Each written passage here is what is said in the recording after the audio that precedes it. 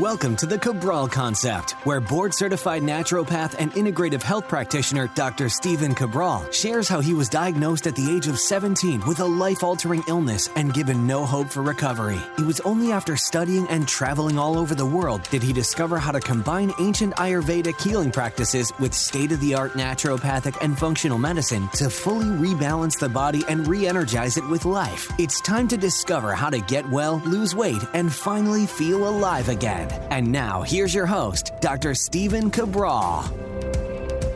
Welcome back, everyone. Great to have you here on our Total Wellness Tuesday episode, where we are going to be going through a topic that I don't talk about enough. So I need to make sure that inside of our community, it is well known that we are about helping people at a holistic level, WHO, right? So holistic level to be able to help them, not just with the physicality of their body, but also their mind as well, their mind, their body, and their spirit. A lot of our Mindset and Motivation Mondays are mindset, but honestly, it's so much about your spirit.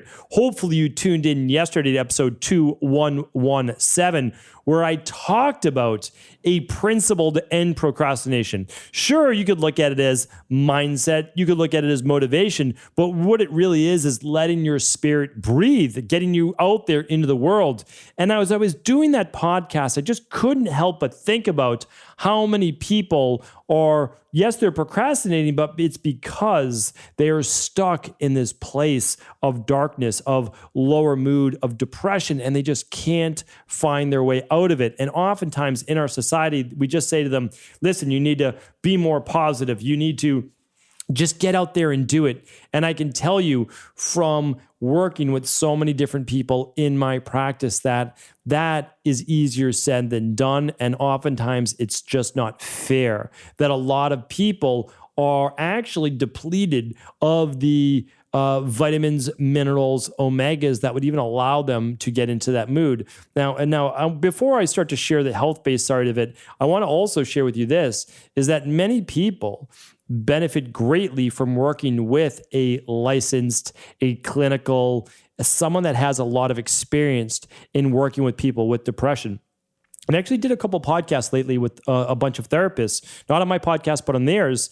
And it takes, I believe it's really two roles. So here's the thing. I've worked with many people in my practice suffering from clinical-based depression. And again, it goes by many names, right? I don't want to go through all the names because I don't want to say like, oh, you have to fit into one of these categories. I'm going to go through it today because here's the thing. When I was 17, 18, 19, 20 years old, I had bouts of depression. There's no doubt about it. And I'm not ashamed at all to admit that. And I think more people need to be talking about this. And the reason I did is that I saw no hope. I went to 24 specialists. Not everybody knows that. Over 24 specialists around Boston, Massachusetts. We're talking about best of the best, right? Harvard University, MIT, Tufts, Boston University, working at Mass General Hospital. I saw the chief of staff there, called in favors and just was able to see them. I saw, again, it doesn't really matter, but all the best hospitals, all the best conventionally medicine trained doctors. Some told me it was all in my head. Not very nice to say to a kid that's 17 years old, 18 years old, that's really suffering, that has life turned upside down, that used to play sports every season, go out with his friends, relationships, and doing well in school and really having a lot of that taken from you. Now that can really mess with your mind. It absolutely does. There's a big feeling of loss there. And when I was told there was no hope for recovery once I got diagnosed with Addison's disease and POTS and autoimmune issues and type 2 diabetes and insomnia, all these different issues. And they said, well, we have medications for all of these and that's the best that we can help with. And then, the online world started to come about and I would research more, of course, through books and online. And I realized that people on all these medications, they didn't lead too long or healthy of a life. And they often died at a very young age, especially those with Addison's disease. And I said, well, that can't be me, right? This is not what my life was meant to be. And so I would get very down on myself. The good news is I was able to, in the back of my mind, is to say, we need to. Today was a bad day, right? This week was a bad week, but let's see if we can do a little bit more. Let's see if we can find another practitioner. Let's see if we can just move on. But not everybody, is in that position, and not everybody is willing to go that one more fight. And I can understand, because sometimes I went months, right? Sometimes I went months, and I had some really bad nights. I can remember never sleeping and just hard times. They were really difficult times. And I don't think I have any special powers. I don't think I had any special talent.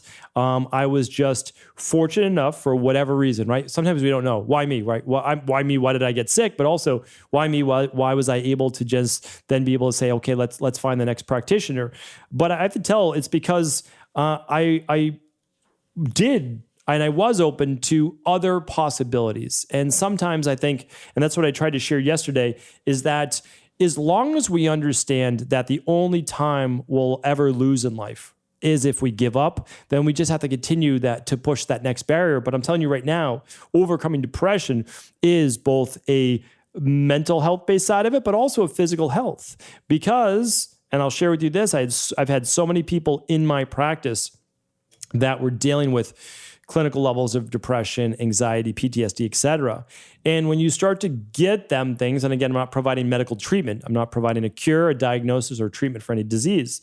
But when you get them on something like the daily foundational protocol, and they're getting all of their B vitamins, and they're getting vitamin D, and they're getting vitamin C, and they're getting those omega-3s, and they're working on their gut health, and their body's flooded with nutrients, all of a sudden now, they can actually make some dopamine. They can make more serotonin on their own, right? Because they understand, like, oh, well, phenylalanine, tryptophan, selenium, B6, these things help lead to what? They lead to serotonin. And serotonin also leads to what? Melatonin. And melatonin helps do what? Lower cortisol and help you sleep at night. So again, there's this chain, there's this connection between these things, and then helping people with gut health. So again, I'm about to share a quiz with you, 11 questions. It's going to go by pretty quick. And then I'm going to post those questions at stevencabral.com/2118.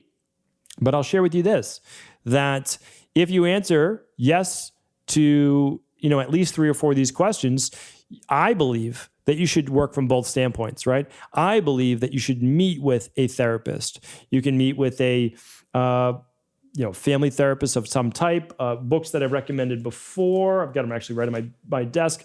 The internal family systems therapy, IFS, that a lot of people talk about. I've reviewed these books on my podcast. You can work with people with cognitive behavioral therapy, hypnotherapy, with neurolinguistic programming. Everybody finds benefit in a little bit different in an area, but I do recommend searching that out. However, people are in therapy for 3, 5, 10, 15 plus years. And in my opinion, one thing that really may be able to give them that edge is also nutritional supplement based and diet based, and the whole de-stress protocol, right? The diet, the exercise. Exercise is so important. It may be even more important than diet in terms of depression. So I'm going to keep it at that. If you haven't read The Rain Barrel Effect yet, I definitely recommend reading The Rain Barrel Effect. It's free. Literally, it's free. You can just go to stevencabral.com. And I believe that's going to help out to a tremendous degree. All right, let's get into the quiz. As I said before, I joke around about this. A lot of you know that I know they're good friends, even though they live a world away over in Australia. Melissa Ambrosini, and who not too long ago, her and Nick had their first baby together. Nick's second child, and Nick, we've joked around before that I always say, like, I'm the happiest person I know. And Nick's like, no, you can't be, because I am. And we know we're joking back and forth. We both have, of course, stressful days, bad days. We've talked about that many, many times. But for me, to go from someone who was in such a dark place to being able to be where I am today, again, with no talents, no special talents, no superpowers at all, right? These are things that I've just had to learn and then try to implement over the years. And I just wish the same for you. But I just want to reiterate that, again, I went through the same struggles and had to find my way back. And I just know that you can as well. I just want to provide a little bit of hope. But as I've seen in my practice too, sometimes you say, well, I've heard it all before and I just don't believe it. And I get it. I totally understand that as well. I'm just asking you to just simply work the process, give it one more chance. All right. And for those people who are kind of on the fences, like, am I depressed? Am I not depressed? Well, this at least let you see if you're a little bit more on that lower mood. All right. We've got 11 questions. I'm going to take take you through those now. And of course, you can also go to stephencabral.com/2118, and you can even just copy and paste them, and you can spend some time journaling on these as well. Okay. So there's 4 ways that you can answer these. And the first way is never. Okay. So you basically say, no, that's not me. I never suffer from this. The second one, so we'll just go A, B, C, and D. The B would be occasionally, meaning like sometimes you do. Maybe it's once a month, right? Maybe it's every other month. Okay. That's occasionally. Letter C, is often. That's once a week or more. It's kind of like the rain barrel effect quiz, right? And then the last one is every day. All right, so it's A, B, C, or D. D being every day, A being never, B being every once in a while, and then C being once a week or more. Okay, let's go through these. The first one is this.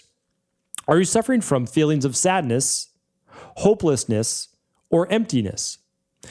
And again, I just want to share with you what I've seen in my practice. I've been in practice a long time now, and that has allowed me just to meet with a lot of different people. I would say this: there's a lot of people that are sad. You know, let's say that you've had something come up in life, and sadness is a normal feeling. It's when it doesn't pass. That's the issue. When every day, almost the first emotion you feel when you wake up is sadness. But I would say the biggest adjective there is, or it's not an adjective, but it is hopelessness, a descriptive word there. So you feel hopeless in life. That means you don't actually believe, and I have this a little later, that things are going to get better. That you don't have the faith anymore to believe that you can be better in terms of your overall health, your mind, any category that we talk about on those Motivation and Mindset Mondays, whether it be finances, career, relationships, body, health, etc. So if you have an overall lack of hopelessness, write that down, right? A, B, C, or D. Number 2 is this. You find it hard to find pleasure in activities that you used to enjoy. So maybe you used to like going to the gym, not anymore. Maybe you used to like going out to dinner with friends, not anymore. Maybe you used to like to take vacations, not anymore. Maybe you used to like to read, not anymore, right? Maybe you used to like to sing, to dance, to play music, not anymore. Those are sure signs that, again, we're not diagnosing depression here, but at least lower mood. We're saying, well, you're in a lower mood, right? And it might be becoming chronic, which could lead to depression. Number 3 is this. Has your appetite changed? And by that, I don't mean necessarily more. Sometimes that happens with anxiety, but typically with depression or low mood, you don't eat as much. You don't have as much interest in food. It doesn't excite you as much anymore. You'd prefer to sleep or lay down or kind of disconnect from life. Number 4 is this. Are you lacking energy, ambition, or motivation? Meaning that, are you not really looking forward to projects in the future, trips in the future, things you have planned with your family or your spouse? Number 5 is, has your libido decreased? Many people, as they become not just depressed or lower mood, but chronically stressed in general, they have a decrease in libido. An interest in sex just doesn't interest them as much anymore or at all. Number 6 is, are you having trouble getting to sleep or staying asleep? And I would add to that as well, and I will add to that, do you find it difficult to get out of bed in the morning? Some people can actually go to bed and they sleep all night and they still don't want to get out of bed in the morning. So I will add that. And I'll say that if that sounds like you, then obviously it relates back to you don't have the energy, ambition, motivation to spring out of bed. People who are ambitious, that have drive, that really are excited about life, they have no problem getting up at 6 a.m., 7 a.m. for the most part because they're so excited about working on their goals. Now, of course, there can be health imbalances like I used to have with chronic fatigue syndrome, and I was diagnosed with Addison's disease, that prevent you from getting out of bed in the morning, really. You know, you can drag yourself out of bed, but you're not producing cortisol at that time. So again, a lot of these things are health-based as well, or at least part of the equation. Number 7 is, do you feel guilty or tearful for no reason that you can think of? Meaning like nothing specific. You just sometimes break down and cry, or tears start to well up in your eyes and you don't necessarily know why even. I've seen this again many, many times in my practice. Number 8, do you suffer from a lack of hope or belief that life will get better? You can see that many of these tie together. This goes back to that hopelessness, right? That sadness. But this is just, you believe that maybe life can be great for other people, but not for you. That you're just not destined for that type of life. Does that sound like you? Never? Occasionally? Once a week or more? Or every day? Number 9, have you recently suffered a traumatic event, such as the loss of a loved one or maybe a divorce, a breakup? And I'll tell you this, that sometimes that lasts for 3 months or 6 months or so, but oftentimes people don't ever recover. And because, to be honest with you, that it's a normal human emotion to have a breakup or to lose a loved one and be sad. It's almost not human to not be sad. So that's a normal human emotion, and I don't want to link that to lower mood or depression. You're in a lower mood because you lost someone very special in your life. However, if that is continuing on past whatever you feel is an appropriate time or people have dictated as an appropriate time, 3 months, 6 months, or maybe a year, it is something to look at, that you might be in now more of a chronic lower mood or depressed. Number 10 is, do you find yourself avoiding friends, family, people you used to enjoy getting together with before? When you get an invite for a holiday or a dinner out or a show or an event, do you find yourself turning that down more often? And I'm not talking about just because you might be more of an introvert. I'm saying because you just don't want to. You just don't feel like it. And the last one is this. Have you ever had thoughts about harming yourself or even ending your own life? And if you have, especially with this one, I do recommend seeking out some licensed psychologist or psychiatrist help immediately. And the reason is that I want to make sure that you get the care that you need, but also, as I've recommended in my clinical practice before, if I have someone come in and their blood pressure is 180 over 130, they could have a stroke or some type of myocardial-based event at any moment that could end their life. And so at those times, I'll recommend that they go to their PCP. And I can't recommend that they go on medication, but it's something that they talk about with their PCP while we are then rebalancing their body at a deeper level where no medication will be needed in the future, right? So here's the thing. It's the same with depression. If you may harm yourself in a way where you don't get a second chance, that you don't get a way to rebalance your life, then again, I'm not pro pharma or medication, but I will say this. I am pro medication when it comes to life-saving situations because everybody needs another at-bat. Everybody needs a second, third, fourth, or someone like me, 50-second chance, right? We all deserve another chance.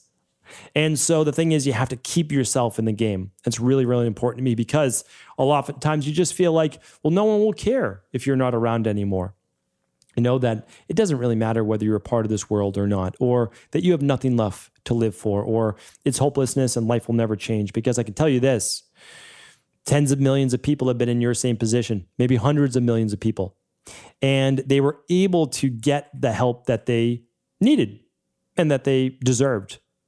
And all I believe that you're missing right now is simply that blueprint, that person that is able to open your eyes in just a little bit of a way to say, hey, this is a path that I've seen work for other people.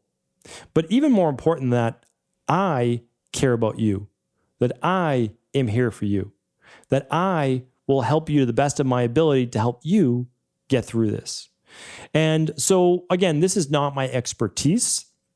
I'm not a licensed psychiatrist or psychologist, but I've worked with this many times in my practice. My job is to get their body as healthy as humanly possible. And I know if I can rebalance levels of, again, these things, right? These 11 questions happen in many women in my practice for about 5 to 7 days of their cycle each month, where they don't feel like themselves. They feel like a different person, and they do feel depressed. Well, what is that? That is typically a form of estrogen imbalance, right? So estrogen dominance, they have low progesterone, normal to high estrogen. I have a whole podcast on this. I have a separate assessment on this. And it can happen from all sorts of reasons: lower thyroid, high levels of stress, low B vitamins, higher levels of cortisol, poor sleep, inflammation in the body. So we can correct those things. Then all of a sudden it's 80, 90, 100% better. And life is then just dramatically different. And so I know it can be that way for you. So what I do is I look at the whole body, right? I look at neurotransmitters. I look at hormones. I look at digestion. I look at gut health. I look at omega-3 to omega-6s. But at the same time, I've always recommended a holistic approach. So while you are healing your body and rebalancing over the course of about 12 weeks to 16 weeks, it's the perfect time to also start with some type of counselor that you can talk with, that you can sit down with or work over Zoom or Skype, that you can connect with, that is there to listen to you. And I invite you to explore this as a journey to becoming a new version of you, right? The best version of you that's possible. So I'm always here to help. I'm always here to point you in the right direction. If I can, please let me know. My team is here for you as well. So I will leave these questions at stephencabral.com/2118. I appreciate you. I thank you for tuning in on this sensitive based topic. And again, I'm here to be able to share in any way I can. And of course, if this podcast was helpful, please do feel free to share it with that one person you believe it may serve. Take care, everyone. Thank you so much for tuning into today's show. It means the world to me. You know that. I appreciate your support. And as a member of our community, I wanted to let you know that, believe it or not, the holidays are already here. One of my favorite times of the year. I love to be able to celebrate it with our community, with friends, with family. I hope you do as well. One of the things that we do, though, over at EcoLife, once a year, we offer our annual holiday sale. This is savings of up to 25% off our already everyday low prices. That means you can save hundreds of dollars on your favorite at-home lab test, your favorite protocol, whether it be a heavy metal detox, functional medicine detox, CBO protocol, you name it, it is going to be up to 25% off. Plus, you can pick up and stock up on your favorite nutritional supplements. Going on right now over at EcoLife, the link to head on over there is stephencabral.com/shop. And when you are over there checking out all of the deals, make sure you sign up for the SMS text. Here's why. We're going to be doing special pop-up offers for the next week on SMS text. That means you're going to get exclusive deals when you're signed up as part of our SMS text community. Head on over to stephencabral.com/shop. Check out all the deals, savings of up to 25% off, and also head on over and grab that spot on the SMS text list to save on all those special pop-up offers. Take care. Enjoy the start to the holiday season.